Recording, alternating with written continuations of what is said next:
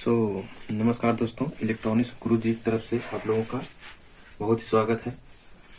हम अभी तक आप लोगों को हम बता चुके हैं माइक्रो कंट्रोलर 8051 का introduction, block diagram, pin diagram, input output ports.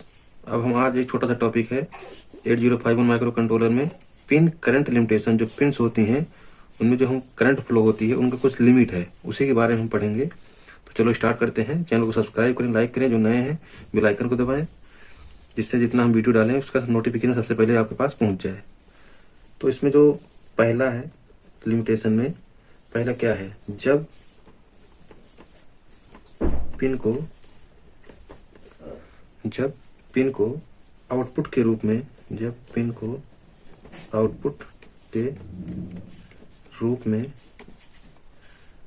Configure किया जाता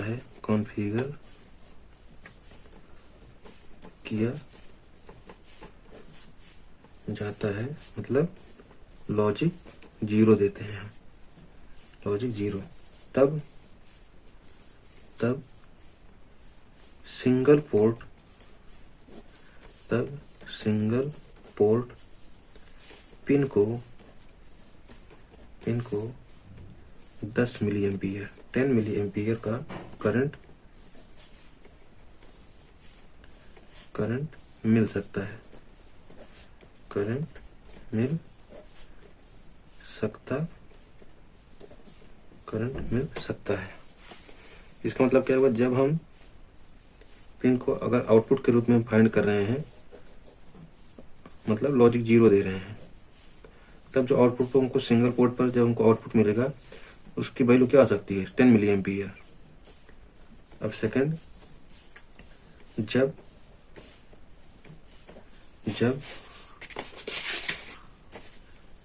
इन पिनों को इनपुट मतलब लॉजिक 1, अभी तक आउटपुट के लिए यूज कर रहे थे लॉजिक 0, अब इनपुट के लिए यूज करेंगे लॉजिक 1 के रूप में कॉन्फ़िगर किया जाता है,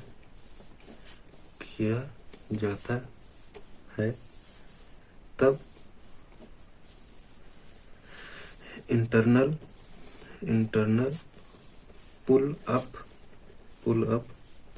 रेजिस्टेंस बहुत कम करंट प्रदान करता है, बहुत कम करंट देता है, अगर हम इनपुट पर, जब हम इनपुट के लिए कोई पिन यूज करते हैं तब उसका खुद का जो इंटरनल रेजिस्टेंस होता है उसके कारण बहुत कम करंट हमको मिलती है, बहुत कम करंट प्रोड्यूस करता है। तीसरा, यदि पोर्ट के सभी 8 बिट एक्टिव होते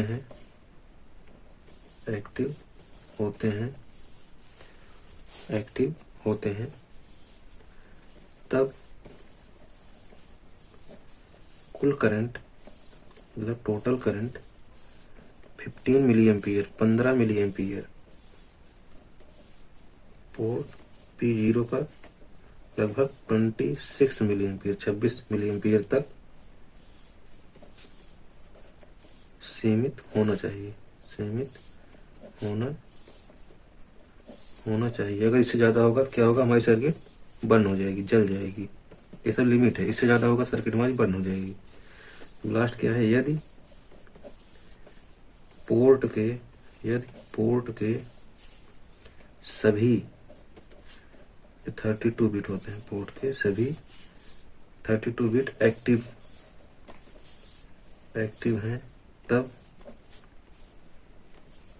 कुल मैक्सिमम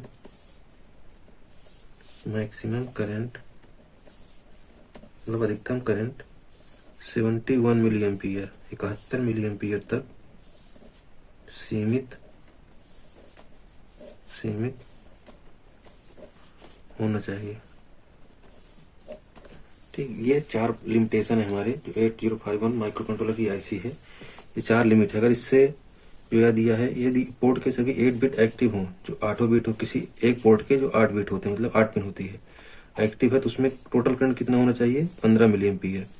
अगर चारों पोर्ट के, मतलब एक पोर्ट में 8 बिट, 4 पोर्ट में 32 बिट, मतलब जो 32 पिन्स हैं, अगर ये चारों एक साथ एक्टिव होती हैं, तब उसमें करंट की वैल्यू कितनी होनी चाहिए? Total 71 milli ampere, 71 milli ampere. अगर इससे कम है तब भी प्रॉब्लम है, अगर इससे ज़्यादा होती है तब भी प्रॉब्लम है, सर्किट हमारी खराब हो जाएगी, बर्न हो जाएगी। ठीक, अगर कोई एक पोर्ट एक्टिव है तब उसमें करंट कितना होगा? 15 मिली एम्पीयर।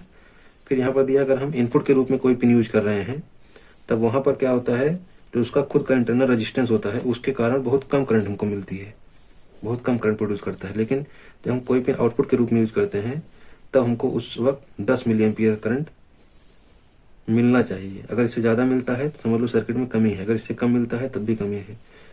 मतलब कहने का मतलब है 9 से 10 के बीच में हमको करंट मिलना चाहिए, 10 से ज़्यादा नहीं होना चाहिए, 10 से ज़्यादा नहीं होना चाहिए। 10 या 9.5, 9.8, 9.9, 10, 10, 9.9 से 10 के बीच में होना चाहिए वैल्यू आउटपुट पर, आउटपुट वाली पिन पर। अगर हम इनपुट के लिए यूज करते हैं तो मिलता नहीं, क्योंकि उसका जो खुद का इंटरनल रेजिस्टेंस होता है, इंटरनल रेजिस्टेंस खुद ही बहुत ज़्यादा होता है, जिसकी वजह से करंट हमको मिलने नहीं देता। फिर अगर किसी एक पोर्ट के 8 पिन एक्टिव हैं, तो टोटल करंट कितना होना चाहिए? 15 मिली एम्पीयर। अगर पूरे आईसी में 4 पोर्ट है, 4 पोर्ट को मिलाते हैं तो 8 चौक 32, टोटल 32 बिट होते हैं, 32 पिन। अगर सब एक साथ एक्टिव होते हैं तब उसमें करंट कितना होना चाहिए?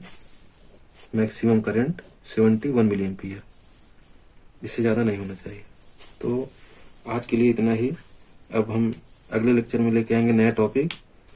तो चैनल को सब्सक्राइब करिए, लाइक करिए, बहुत ज़्यादा शेयर करिए और बेल आइकन को दबा दीजिए, जिससे हम डेली के डेली जो भी वीडियो अपलोड करें आपके पास नोटिफिकेशन पहुंच जाए। डिवाइस को देख लीजिए। Thank you, take care.